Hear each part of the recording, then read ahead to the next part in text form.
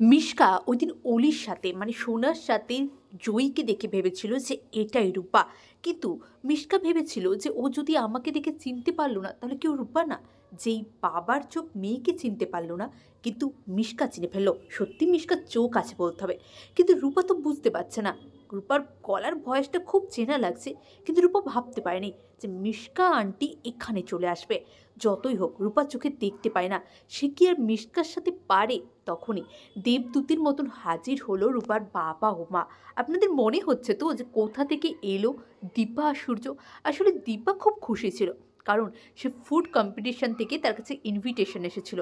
তাই দীপা ভাবছিল যাই হোক এবারে হয়তো ভালো কিছু একটা হবে, আমরা হয়তো এবারে জয়ীর অপারেশনটা করাতে পারবো। কিন্তু দীপার হঠাৎ করে মনটা খুব কাঁদছিল, তাই তো দীপা বাইরে বেরিয়ে গেল। দীপা বেরিয়ে গেল ছুটতে ছুটতে, আর তখনই দীপা দেখতে পেল যে জয়ীকে কে একটা টানতে টানতে নিয়ে যাচ্ছে। তার মুখটা দীপা দেখতে পেল না, কারণ মিশকার মুখটা ঢাকা ছিল ওড়নাতে।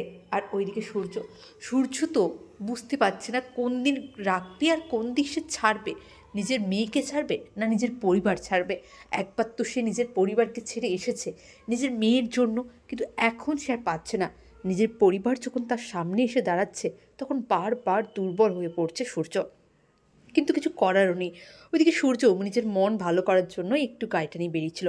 তখন এসে দীপাকে দেখতে পায় আর জয়ীকে দেখতে পায়। সূর্য তড়িঘড়ি করে গাড়ি থেকে নেমে আসে। তারপরেই তারা কিন্তু মিশকাকে দেখতে পায়নি, কারণ মিশকার মুখ ঢেকে তখন পালিয়ে গিয়েছিল। কিন্তু এরকম করে জয়ী তার মাকে পায়।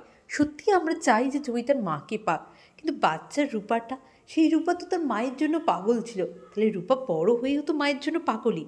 তাই আমরা চাই যে খুব তাড়াতাড়ি রূপা তার মাকে অন্তত অ্যাটলিস্ট পাক। আপনারা কী চান অবশ্যই কমেন্ট করে জানাবেন। চ্যানেলটি নতুন হলে প্লিজ চ্যানেলটা সাবস্ক্রাইব করে দিন। অনেক ধন্যবাদ সকলকে ভিডিওটি দেখার